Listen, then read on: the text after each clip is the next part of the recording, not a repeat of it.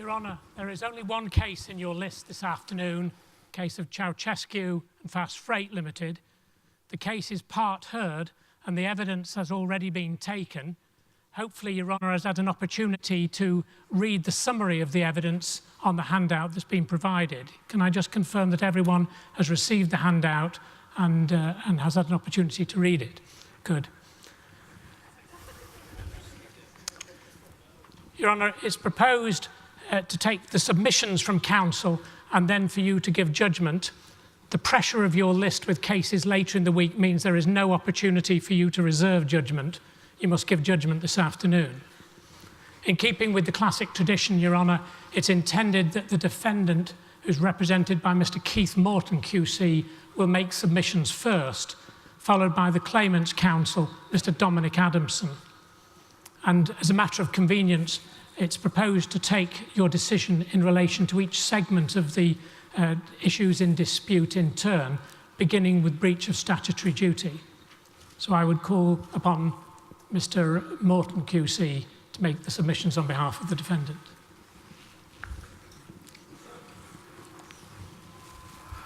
May it please Your Honour, as you know, I appear in this case on behalf of the defendant, Fast Freight Limited, and the first issue I'm going to address Your Honour on is breach of duty in this case. And as you know, the claimant began working for the defendant company as a cleaner in 2007. On Monday, the 4th of July 2011, she alleges that she sustained an injury to her back while lifting a box in the course of her work. It's her case that as she neared the end of her cleaning task, there were 2 boxes on the floor, and they weighed, as you know, there's no dispute about it, approximately 50 pounds each. That's 23 kilograms. Her case is that the defendant failed to comply with its duty under Regulation 4 of the Manual Handling Operations Regulations. And as you know, of course, the burden of proof is upon her to establish to your satisfaction on the balance of probabilities that that was so. Before turning to the detail of the regulations, Your Honour, I propose firstly to deal with the obvious question, which is this: what happened? The claimant has told you that she lifted 1 box safely onto a desk. As she tried to lift the second box, she hurt her back. You will have noted that she did not report any injury at the time, but rather she waited until the following morning before doing so. And I will return in due course to the significance that we say attaches to that delay. When she did report the incident the following morning, she spoke to her manager, Sandra Carter, who immediately investigated the accident. And she found 2 boxes in the position that the claimant asserted. And so, on behalf of the defendant, we accept that the claimant had lifted these boxes. And as you know, the agreed expert evidence is that the boxes could be lifted safely, provided that the correct lifting techniques were used. And you've heard evidence from Mrs. Carter that when she investigated, she concluded as follows: that the boxes were heavy, but that in any event, it was no part of the claimant's job to move the boxes, and it wasn't necessary for her to have done so. Now, just pausing there, I'd like to turn, if I may, to Regulation 4.1a of the Manual Handling Operations Regulations. Now, Your Honour has these in your bundle, and they are at page 3, and they're also on the screen. Now, Regulation 4.1a provides that it is the duty of an employer, so far as is reasonably practicable, to avoid the need for his employees to undertake any manual handling lifting operation at work which involves a risk of their being injured. Now, of course, if you accept Mrs. Carter's evidence that it was not necessary for the claimant to move these boxes at all, and that it was no part of her job to do so, then the employer defendant has complied, we say, with Regulation 4.1a, and there will be no need for you to consider the remainder of the regulations. Quite simply, there was no need for the claimant to move these boxes. It did not form part of her work, and therefore the defendant has complied, we say, with Regulation 4.1a. And that is a conclusion we suggest to you that is supported by other aspects of Mrs. Carter's evidence, because you will recall that she has told you about the risk assessment that she had prepared prior to this accident. And if you could turn, please, in your bundles to page 5, you will see the risk assessment that was in place prior to this accident. And I'll turn to some other aspects of this in a moment, but if we can start, please, with the first part of the risk assessment under Section 1, the activity that she was concerned with was walking through the office, and the hazard was of slips and trips.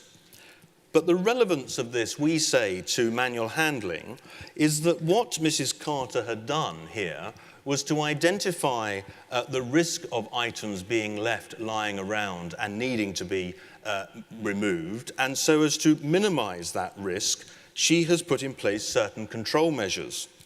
And you will see, page 5, under controls, that the first control measure was to instruct staff not to leave boxes or other items on the floor in a dangerous position, but rather to store them in racks.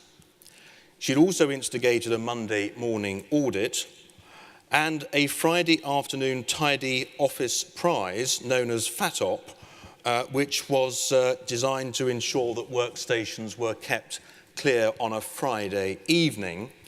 And indeed, to encourage compliance, she provided a cake to the winner. You'll recall that this accident occurred on a Monday morning. And so the employer had, we say, taken steps to avoid, so far as is reasonably practicable, boxes being in this position in the first place. But if you conclude that the employer defendant has not done all that was reasonably practicable to avoid manual handling in the first place, we say that we are nonetheless not in breach of Regulation 4. Because if we go back to Regulation 4, what you can see is that the obligation, if you cannot avoid manual handling altogether, is to make a suitable and sufficient assessment of all such manual handling operations. And this defendant, being a conscientious employer which takes its responsibilities seriously, prior to this accident had undertaken just such an assessment.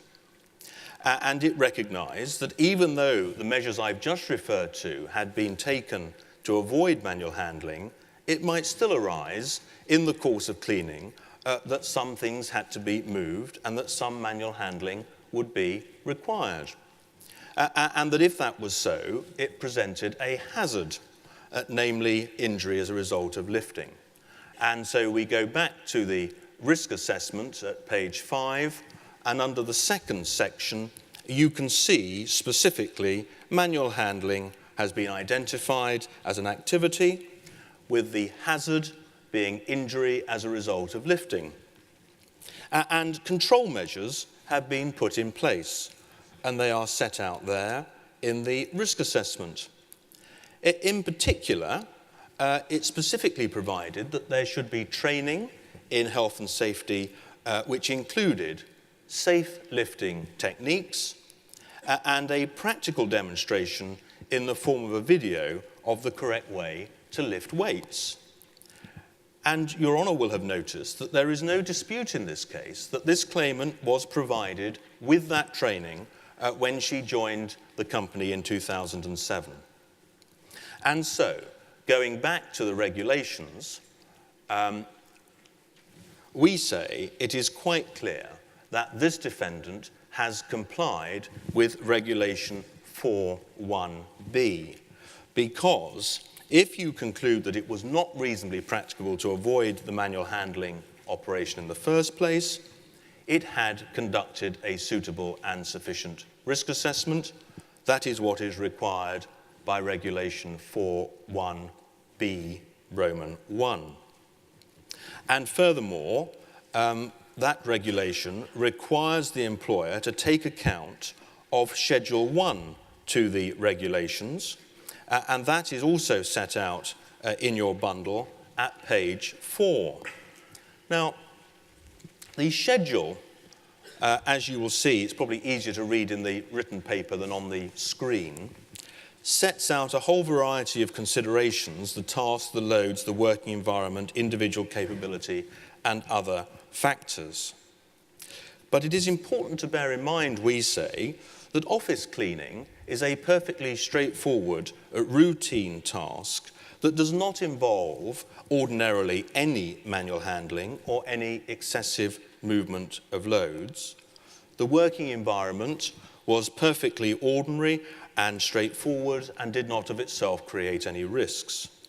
And so we say that the risk assessment required in these circumstances is a perfectly straightforward one that does not require to be overly sophisticated, and that is precisely what was done in this case.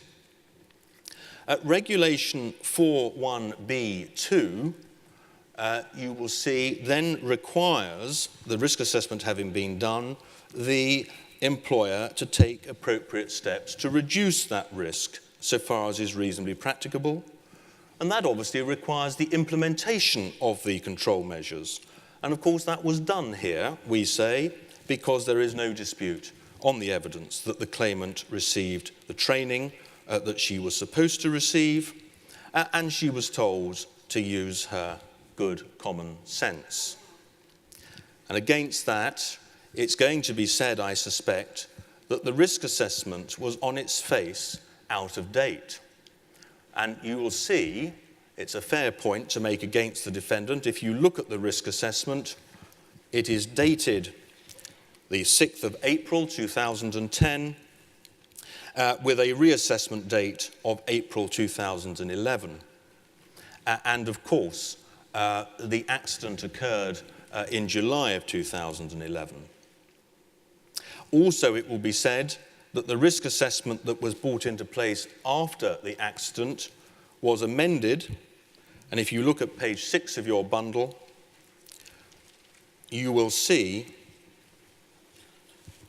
that under manual handling, the control measures have had added at the third bullet point, refresher training every 2 years.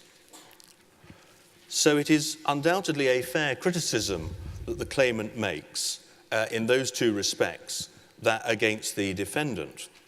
But it doesn't follow, we say, that the defendant was in breach of its duty under Regulation 4.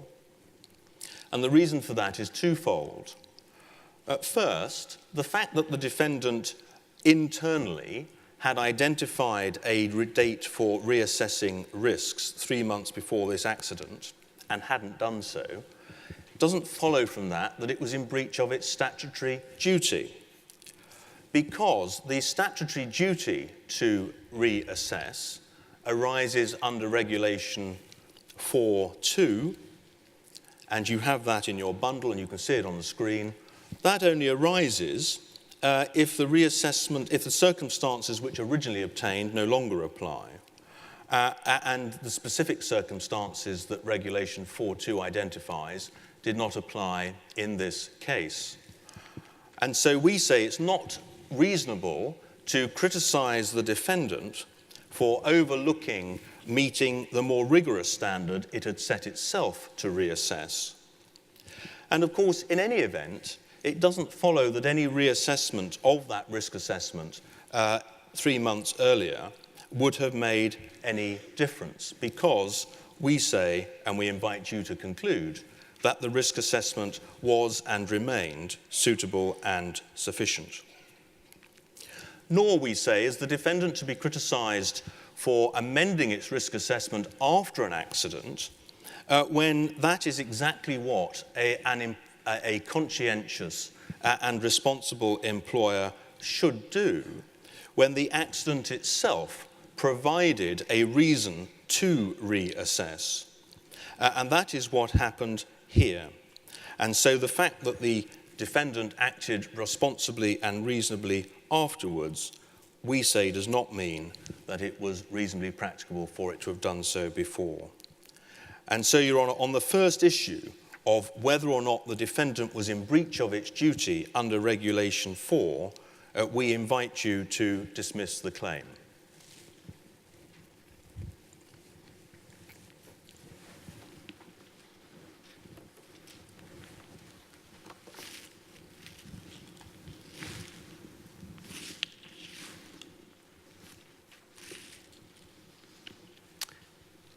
Your Honour, as you're aware, I appear on behalf of the claimant.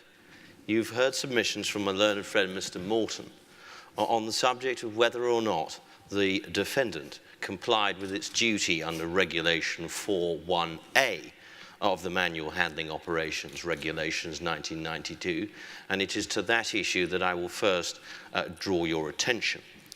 Of course, you've been told that the duty imposed by that regulation is to every employer, so far as is reasonably practicable, to avoid the need for his employees to undertake any manual handling operations at work which involve a risk of their being injured. We know that the manual handling operation that caused the claimant's injury did provide a risk of injury because the agreed medical evidence is that the weight of the box was, open quotes, just about manageable provided the person used the correct lifting technique. Therefore, the only question is whether the manual handling operation could reasonably practicably have been avoided. The evidence of Mrs. Carter was that it was no part of the claimant's job to lift the box. Taken at face value, Mrs. Carter's evidence indicates that it was reasonably practicable to avoid the claimant having to lift this load. We know from the claimant that she did move the boxes. She was never given an instruction not to move them.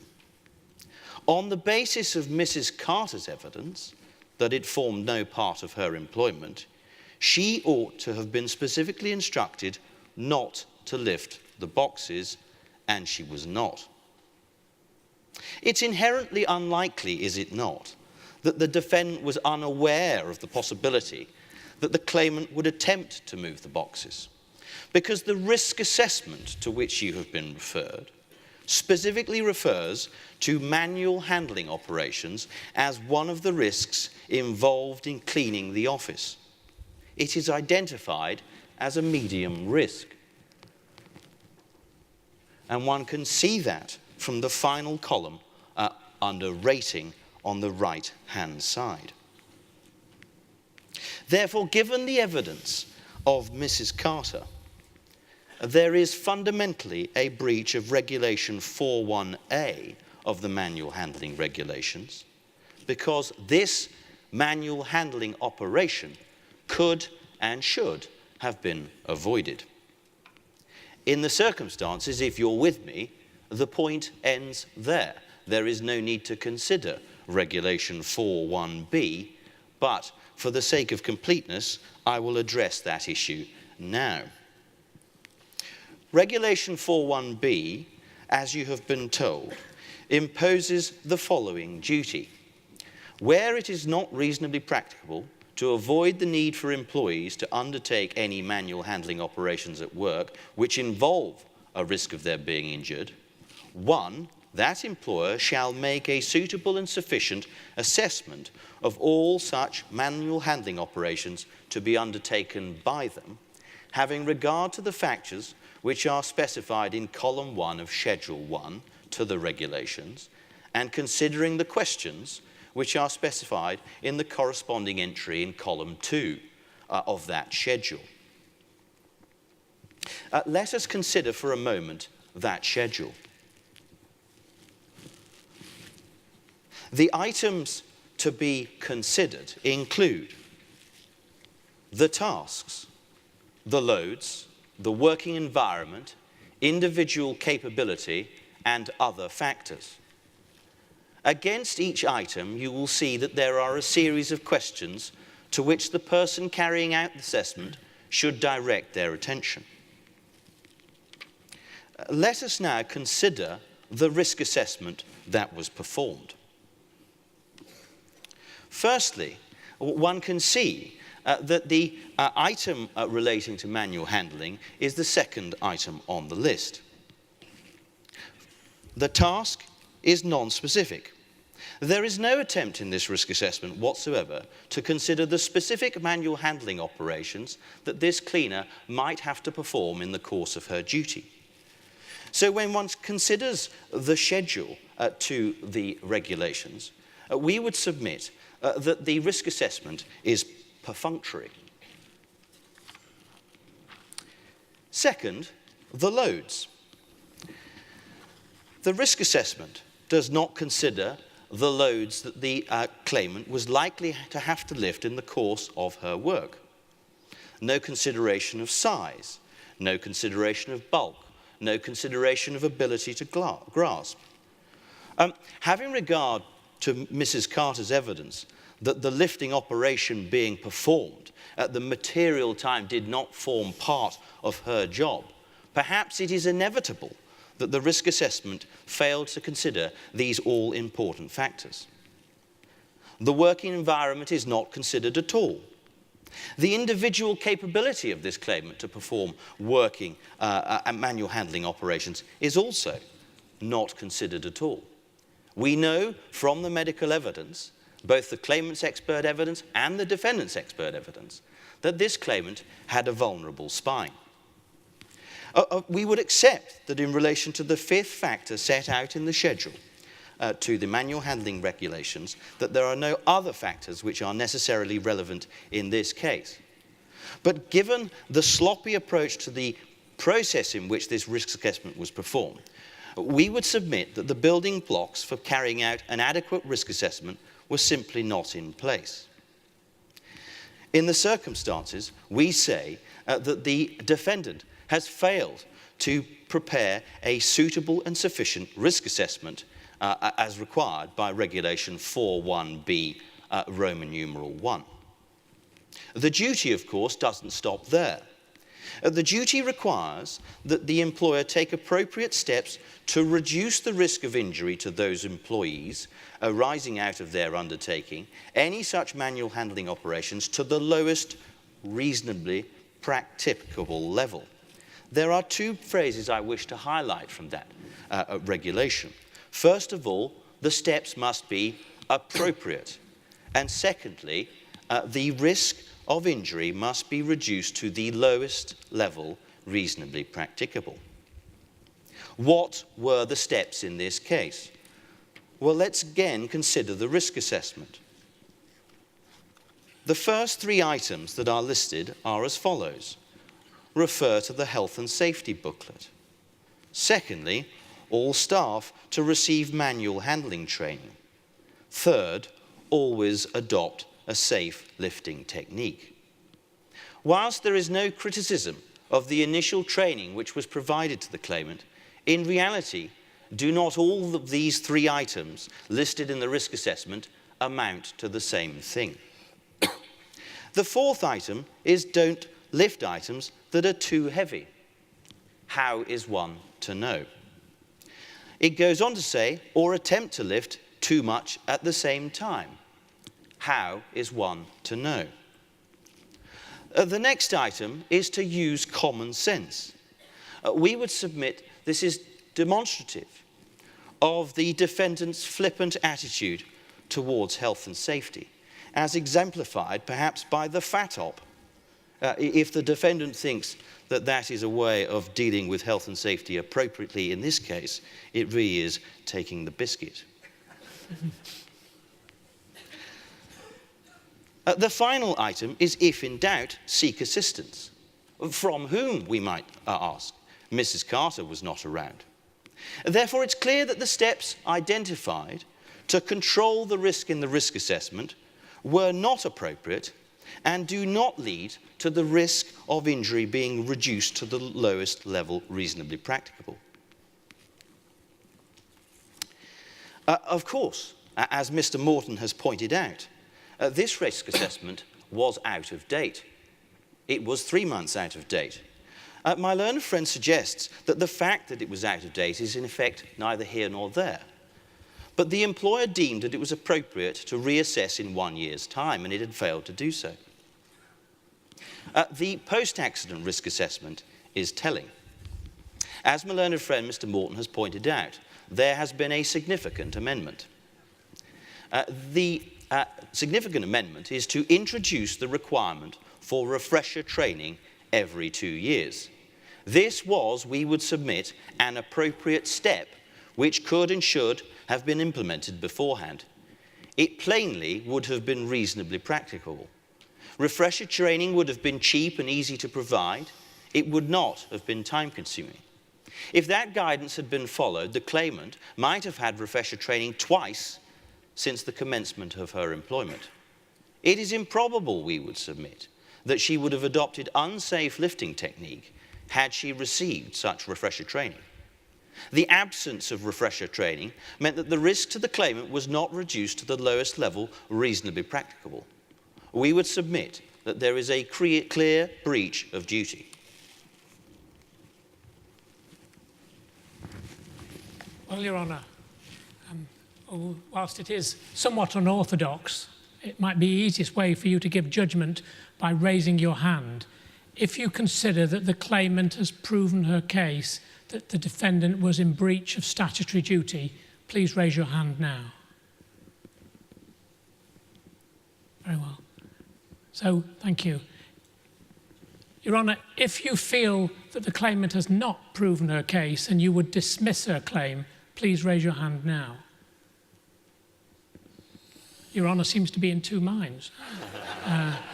Well, Your Honour, for those who have dismissed the case, lest your decision be overturned on appeal, it would be prudent for us to take your judgment on the other aspects of the case. So I would propose now that we move on to deal with the issue of causation, and I'd call upon Mr. Morton to make the defendant's submissions.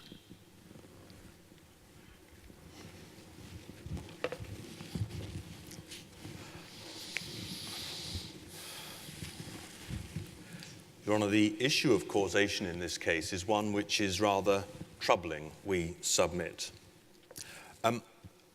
May I just deal with the legal position first? The burden of proof remains, of course, on the claimant to prove causation. But what does that mean in the circumstances of this case? What this claimant has to satisfy you of is that on the balance of probabilities, that is to say, it is more likely than not, that the defendant's breach of duty caused the injury of which she complains.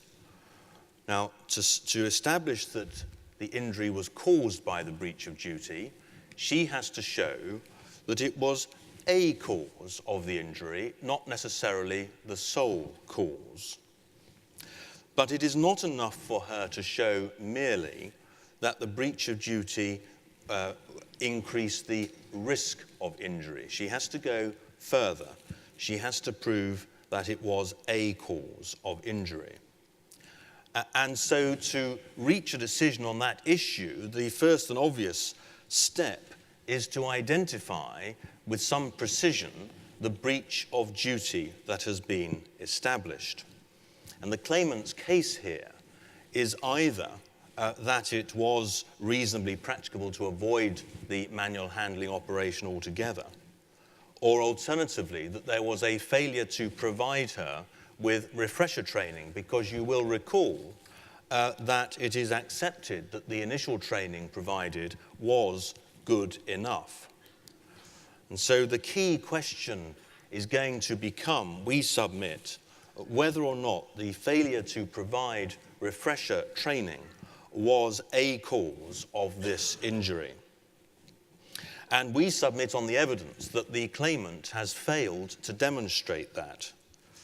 And why do we say that? Well, first and foremost, we say this claimant has failed to establish that she suffered any injury at all as a result of lifting the box. You'll recall in my earlier submissions, I said I would return to the significance of the claimant's failure to report the accident contemporaneously. And that is what I now do, because it is relevant, we say, particularly in the light of other evidence which I will come to her credibility. It is telling, is it not, that this claimant did not report to her manager any injury at all, or indeed any incident at all, until the following morning. Now, you know, because you've heard the evidence, that she says she did tell her colleague, Doreen Sykes, at the time. But the evidence about this is very unsatisfactory, is it not? Mrs. Carter has told you that she investigated the incident as soon as it was reported to her, that's to say the following morning. She spoke to Doreen Sykes, as you would expect her to do, and she made a note of their conversation. And her note records that the claimant told Doreen Sykes that she had suffered injury to her back as a result of lifting one of her children over the weekend. And there was no reference at all to the claimant telling Doreen Sykes that she had suffered injury as a result of lifting a box, as she now says. Now, the claimant called Doreen Sykes to give evidence about this, and Doreen Sykes told you that Mrs. Carter was mistaken and that she was recalling a conversation that they had had some several weeks earlier about the claimant. But how can that be right, Your Honour? And we say it plainly cannot be right. Ask yourself this. How would Mrs. Carter have known of the conversation about the child incident other than as a result of the conversation on the Monday morning? And how could Mrs. Carter have confused being told that the claimant had reported an injury lifting her child with an injury caused by lifting a box, when that was the very thing she was investigating? It is far more likely, is it not, that Mrs. Carter is correct and that her contemporaneous note of the conversation is accurate. If that is right, and the claimant did indeed report sustaining an injury to her back over the weekend while lifting a child, then clearly her claim fails to establish causation. That is to say, she fails to show that the breach of duty by the defendant, or any breach of duty by the defendant, caused her injury. And it's also relevant to notice, we say, that account of injury, that is to say, sustaining her back while lifting her child, is consistent with the medical evidence that you have.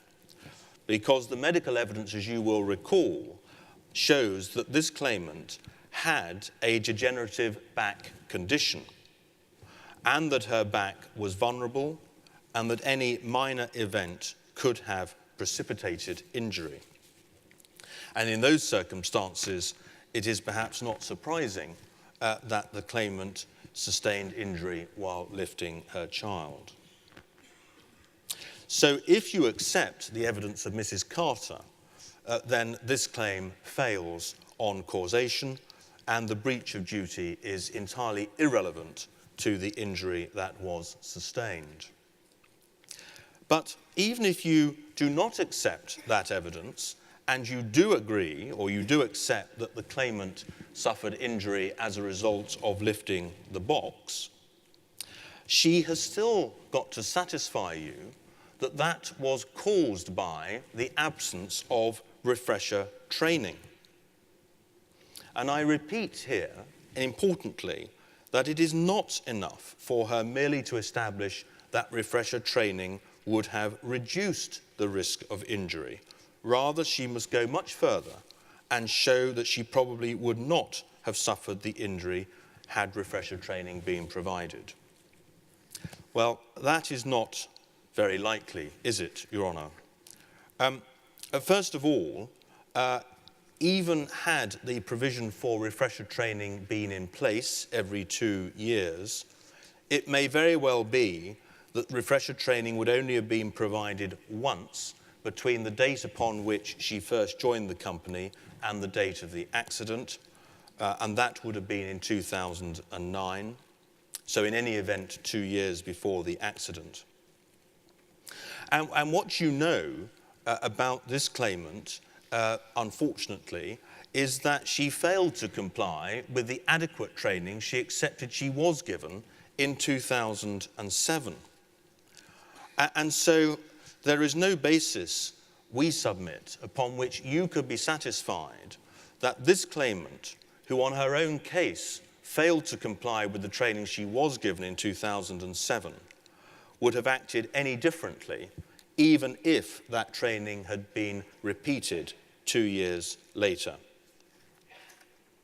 And so we say, for both those reasons, this claimant fails to establish causation.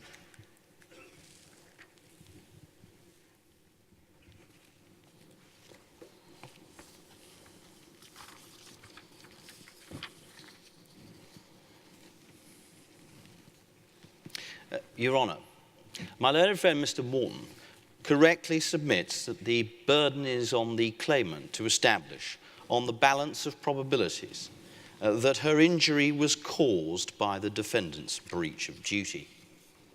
If you are satisfied that the lifting operation which she performed constituted a breach of Regulation 4.1a of the regulations, namely it was an avoidable manual handling operation, then the claimant need only establish that she was injured in the course of that operation to establish her claim.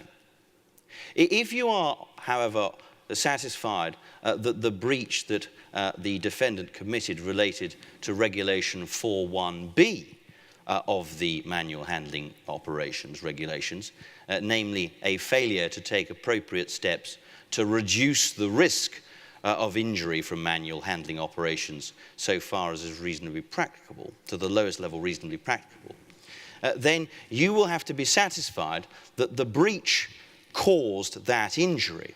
Now, the breach that this case has focused on is the absence of refresher training. Did the absence of refresher training cause the injury? We would submit that the totality of the evidence indicates that it did. The medical evidence states as follows. They agree that the load was, as I've quoted before, just about manageable if correct lifting technique was used. We know, because that is the evidence, that safe lifting technique was not used. And we know, we would submit, that injury did occur. And therefore, we would submit that the case on causation is made out. The medical evidence is also clear that the claimant had a vulnerable spine, but had not reported to her GP in relation to back symptoms for 9 months prior to the accident. She tells you that she did not have back problems immediately prior to the accident. There is no evidence to contradict her account. It's helpful to consider that in the 9 months prior to this accident, she carried out her work satisfactorily. If she is not telling the truth, one might have expected her ability to carry out that work in that period to have been compromised. As Mr. Morton has pointed out, the claimant notified Doreen Sykes about the fact of the accident before she left the building on the evening of her accident. Doreen Sykes, who has no axe to grind and nothing to gain from this litigation, confirmed in her evidence that she'd been told by the claimant of her accident on that day. It's correct that Mrs. Sykes did not witness the accident. However, if you are to dismiss the claimant's claim, I would submit that you would need to conclude that the claimant made a decision to claim that her injuries were caused by this lifting operation when that was not true. You would also need to conclude that the claimant deliberately set out to create corroborative evidence by lying to Mrs. Sykes about the injury she sustained. The claimant is not a sophisticated woman. Is it likely that she would embark on such a course of conduct? We would submit that that is inherently unlikely. The only evidence which has been adduced to contradict the claimant's account comes in the shape of the evidence of Mrs. Carter, the defendant's manager. It was to she that the claimant reported her accident the following morning. Certain things need to be said about the evidence of Mrs. Carter. First, she was not present on the evening of the accident, and so is unable to say what happened on that occasion. Secondly, she spoke to Mrs. Sykes. Mrs. Sykes, of course, the person to whom the claimant says she mentioned the fact of her accident the previous evening. Mrs. Carter relies on a note of a conversation that she had with Miss Sykes the next morning. The note has neither been signed by Mrs. Sykes nor approved by Mrs. Sykes. Mrs. Sykes has disavowed the contents of that note. In the circumstances, we invite you to reject the content of the note and to reject the evidence of Mrs. Carter. The defendant's expert indicates that any minor event could have triggered the symptoms that the claimant now suffers. You'll be well aware, Your Honour, of the long-established eggshell skull rule. You take the claimant as you find her. This case is no different. The fact remains, we would submit that it was this activity, this manual handling operation, which triggered her symptoms, and not any other. There is, we would submit, no evidence to point to any other cause of the claimant's symptoms. In the circumstances, we would submit that on the balance of probabilities, the manual handling operation which she performed caused her injury. Well, Your Honour, you're well aware that causation issues can give rise to tricky and testing problems. But you must now make a decision.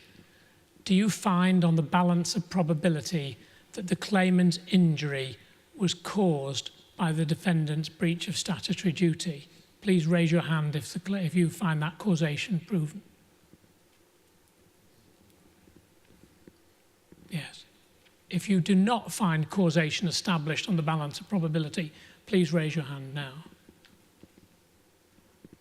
You seem not to find causation established. Are there any don't knows, Your Honour? Oh, good. Oh, there's one. Well, Your Honour, it's now necessary for you to make a decision on the extent of the claimant's contributory negligence, if any. So I call upon Mr. Morton to make submissions on behalf of the defendant. I'm not sure judges are allowed to not know, actually. They do. But there are some who don't, yes. Generally the ones I appear before. When they disagree with you.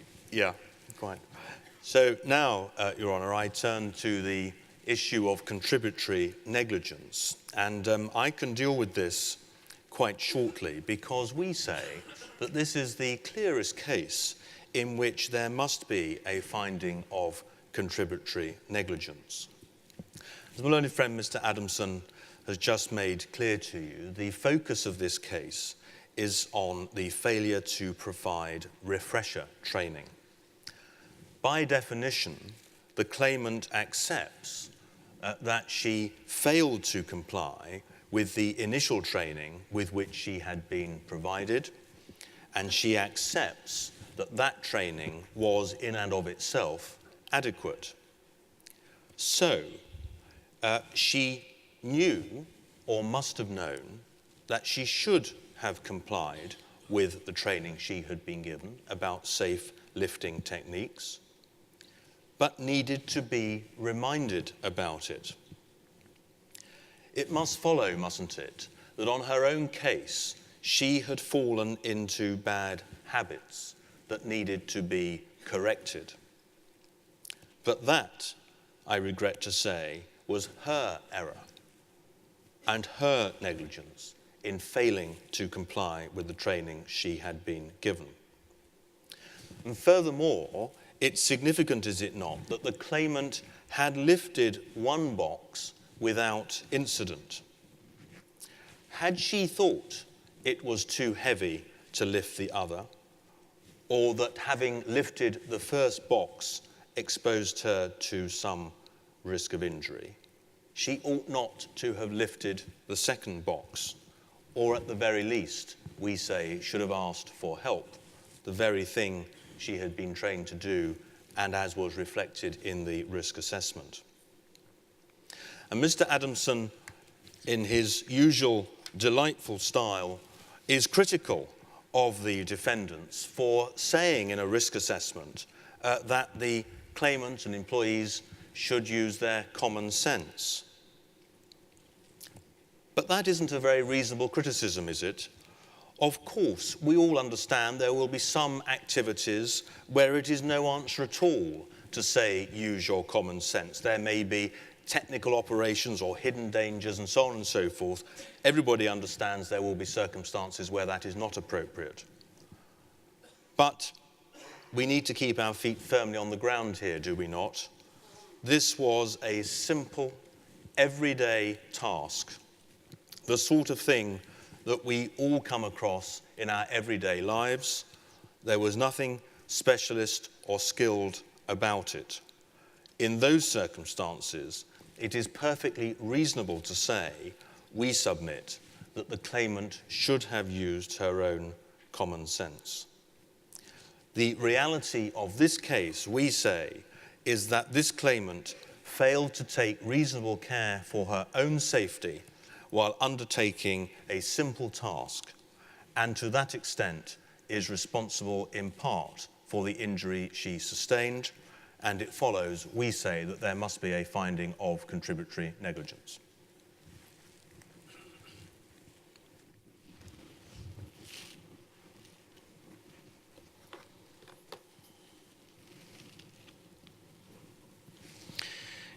Your Honour, before one embarks on any finding of contributory negligence, it's important to consider what must be established in order to make out such a finding. Of course, one must bear in mind that an employee is entitled to assume that her employer has complied with the relevant statutory duties. That had not been done here. The court should be slow to emasculate the statutory regime by a willingness to find that an employee has been contributory negligent. And it's very easy to judge with hindsight some act which would have prevented the accident, but we would submit the question is, does that amount to contributory negligence? All the relevant circumstances have to be considered. Since at least 1940, the law has recognised that momentary inattention or inadvertence will not give rise to a finding of contributory negligence. Is this not a classic case of momentary inattention? Of course, that inattention must be viewed in the context of the breach, the absence of refresher training. The refresher training which would, we would submit, have prevented that momentary inattention. It's entirely foreseeable that a conscientious employee seeing the boxes on the floor where they shouldn't be would decide just simply to lift them in order to carry out her work. Was the claimant acting reasonably in doing that? Well, she does have a job to do. She has to clean the office. It's highly likely, we would submit, that somebody might not adopt safe lifting technique if they have not been provided with refresher training. It's highly likely that the I's would not be dotted, the T's would not be crossed in the absence of that training. So we would submit that this is a classic case of momentary inattention, where the claimant was doing something reasonable as a conscientious employee seeking to get her job done. If you are with me in those respects, we would submit that the appropriate finding is that there is no contributory negligence, notwithstanding the fact that the claimant did not follow her training. If you're not with me in relation to that, we would submit that the correct legal approach in assessing any question of contributory negligence is to examine the relative blameworthiness and the causative potency of the allegedly negligent conduct. We would submit that in this case, blameworthiness is the most important factor to consider. Where does the most blameworthiness lie in this case? Well, we would submit that the starting point is to consider the statutory regime. The statutory regime places important burdens on the defendant which it has failed to have regard to and to comply with. The allegations of contributory negligence are focused in essence exclusively on her failure to follow training, which was by the time of the accident 4 years out of date. The importance of refresher training is well established, and that is particularly so in relation to repetitive tasks. Bad habits are easily developed and they can easily become entrenched. The power to eliminate such habits lies in the hands of the employer, and in this instance it's through refresher training. We would submit that the defendant is demonstrably more blameworthy, and if you are to find that there is a finding of contributory negligence, any finding should be minor.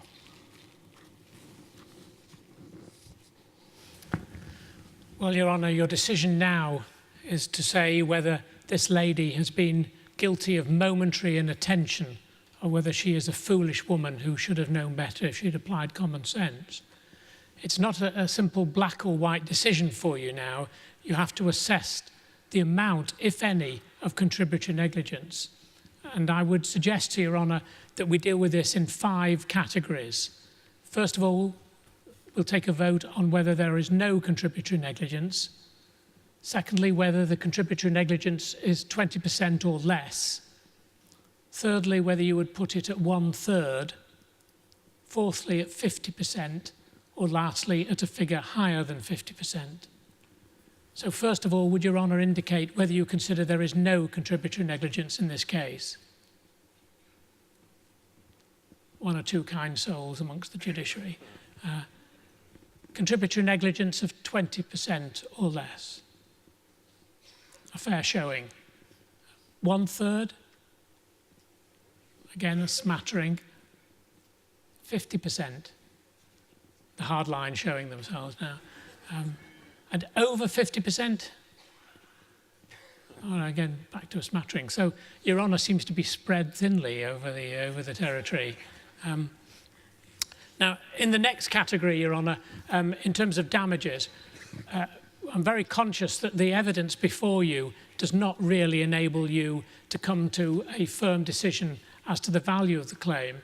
And so what I would propose is that Your Honour hears very brief submissions from counsel as to the brackets in which they think the evidence might lead the court towards. But it was not proposed to take a vote on that, given the paucity of the evidence. Mr. Moore.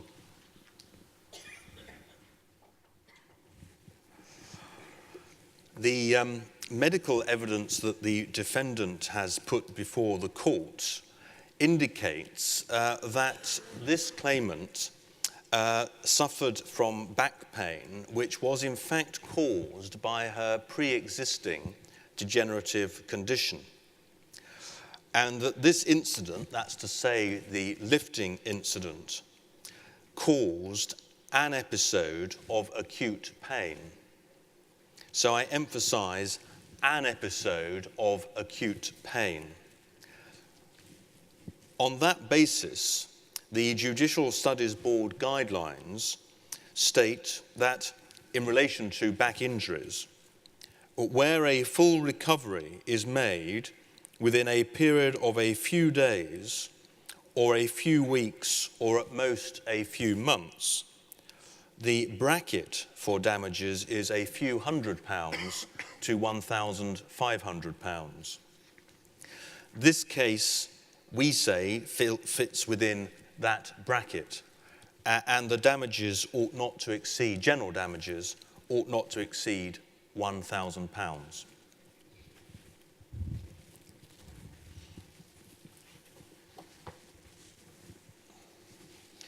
Your Honour, we would invite Your Honour to prefer the medical evidence relied upon by the claimant in this case.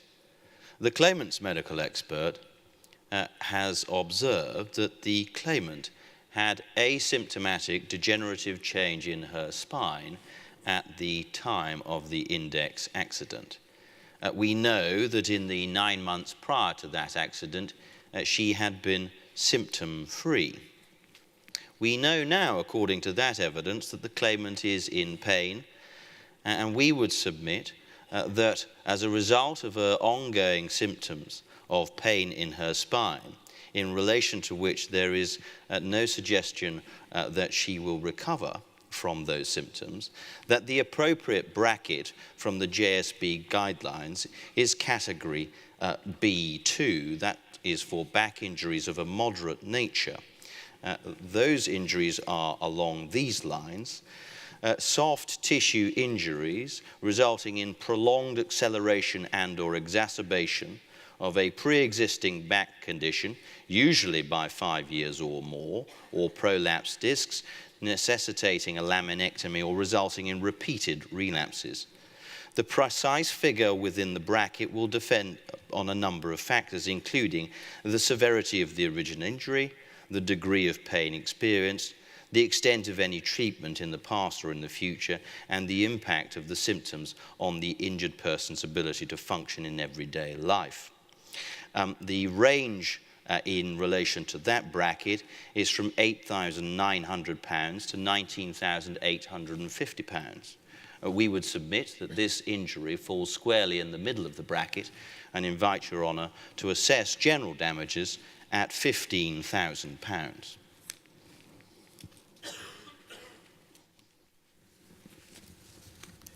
Well, Your Honour, that reference has been made to a guideline. It's called the JSB guideline. It's produced by the Judicial Studies Board and gives a menu of prices for injuries, which, if you're of that sort of disposition, is an interesting read. The important point to register, Your Honour, is something I'm sure you will know, is that the award that you make for general damages for the pain, suffering and loss of amenity suffered by the claimant establishes only the foundation of the damages. It will be an indication of the severity, the duration of the injury that you've found. And so layered on top of that will be awards in respect of items of special damage, the length of the loss of earnings claim, whether equipment is needed, whether the lady needs care and so forth. And so, depending on the medical evidence that is preferred, if you were to follow the route the claimant is leading you towards, you may end up with an overall award that may reach 6 figures. And so you'll see the significance of the medical evidence that's produced in the case. But I hope everyone present found that of interest. The reason for actually trying to produce this scenario was to try and say there are some lessons that are staring us all in the face, and we would hope to actually emphasise the need for them. Hopefully also, we might also have picked up a little bit of knowledge about the manual handling regulations and Regulation 4 in the course of the afternoon. I'm sure many of you know it already. But the first point, and I will take questions in a moment, but the first point that we want to drive home is how the manager, in talking to the witness, Doreen Sykes, and was told a tale about an injury over the weekend, how the landscape would have been dramatically different if she had nailed down that evidence in an admissible statement. Would it not have made all the difference? And so the one thing that this afternoon I would, if at the risk of being bold, would command you all to do for the remainder of your professional lives is that whenever you're investigating an accident, you take a statement and you include what lawyers refer to as the statement of truth. And these words, I'm sure many of you will have heard it already, but if not, please make a note of the words. At the bottom of the statement, before the individual signs the statement, they include the words, "I believe that the facts stated in this witness statement are true." And in so doing, you make the statement CPR compliant, that's the Civil Procedure Rules compliant, more likely to be an admissible document and to form the basis of the claim. So it's regarded as the statement of truth, and it's the simple sentence, "I believe that the facts stated in this witness statement are true."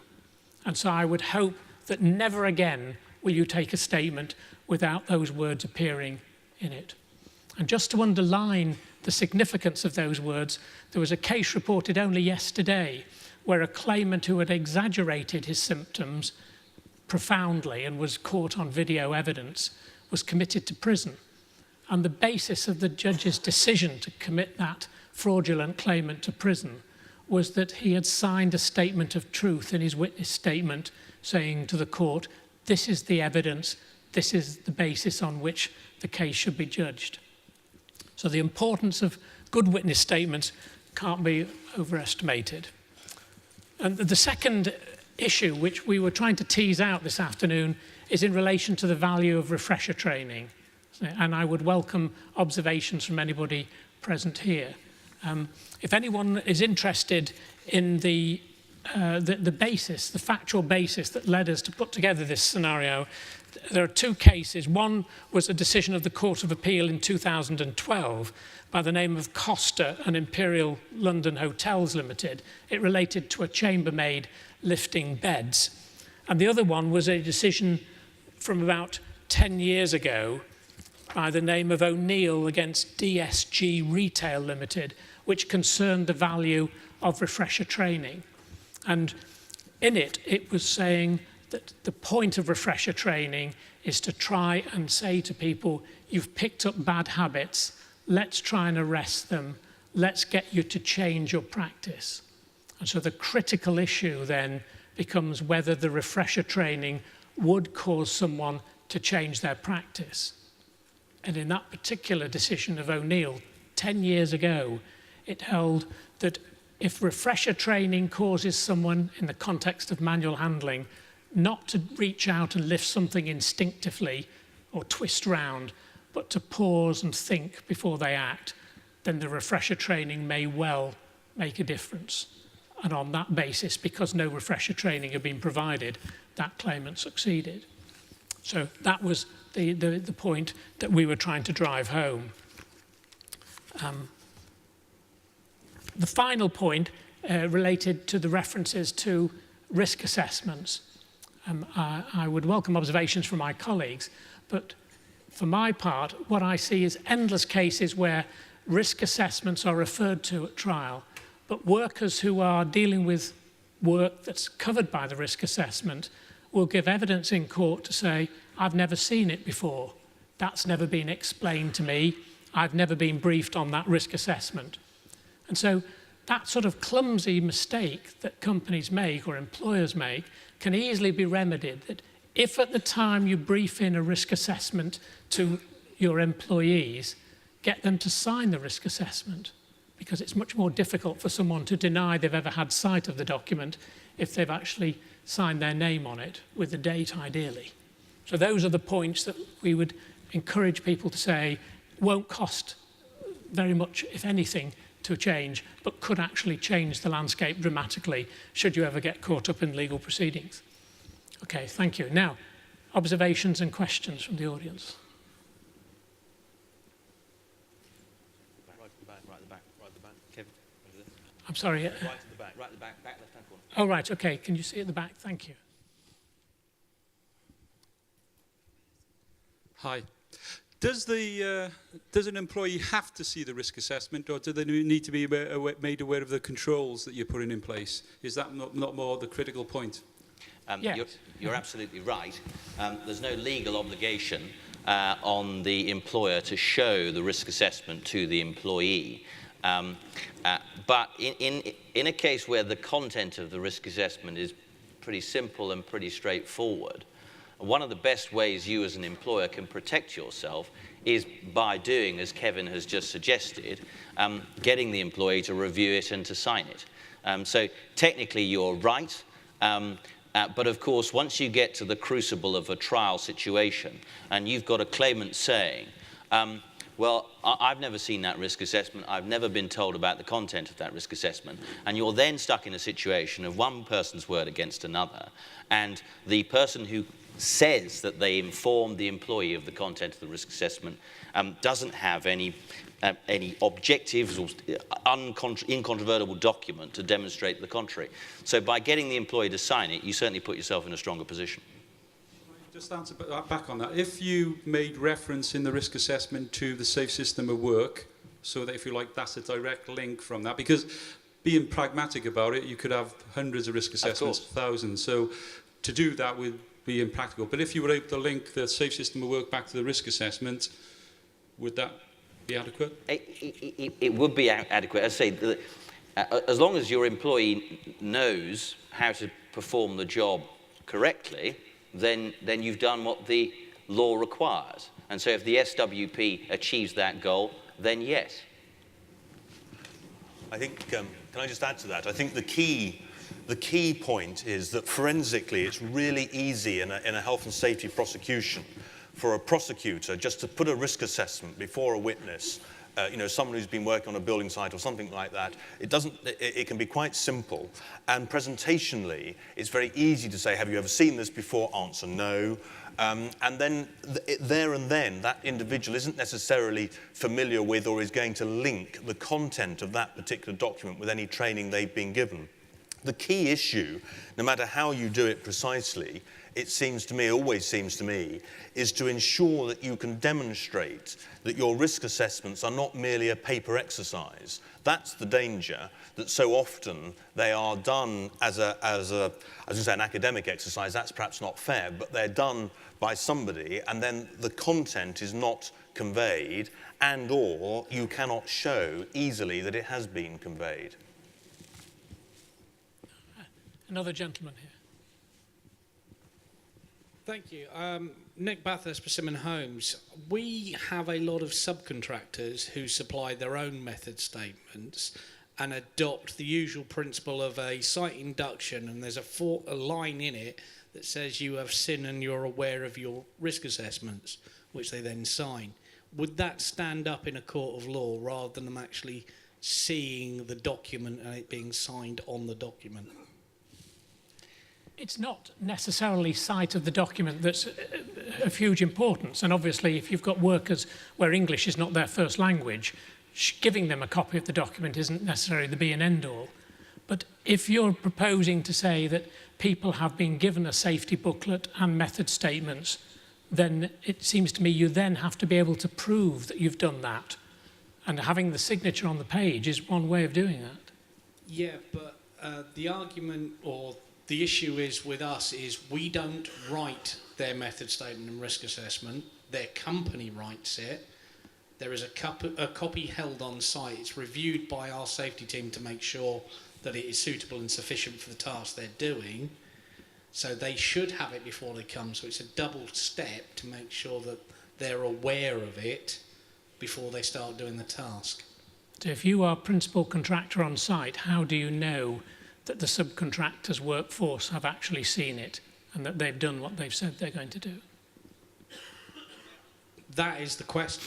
Because although we're controlling them, we give them a copy of it to sit and read if they want, if they want to. I use that slightly tongue-in-cheek because they want to be out the door because they've done it on every other construction site for the last 3 years. But when they have the accident, they always turn it back to us for failure to control. Well, I think as a principal contractor, you ought to have some system in place that goes beyond simply satisfying yourself that the subcontractor has a risk assessment. I think you need to go beyond that to have a system that satisfies yourself that the contents of the risk assessments are conveyed to the workers.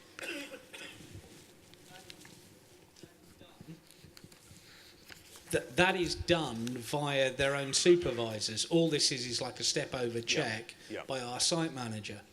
But they're worried that if the accident happens, they're liable because they haven't spent 2 hours going through them with each individual one. Yeah, I don't think there is no obligation on the principal contractor to do that. But I think there is an obligation on the principal contractor, as I say, to have some system in place to satisfy themselves that the subcontractor is conveying the content. But I don't think that's the same as saying that you, as a principal contractor, have to go through the process of instructing in those risk assessments yourselves. And indeed, you're probably not in a position to do so anyway. I think So there's a have we gentleman got here who's time for something to add to one this. last question? Sorry.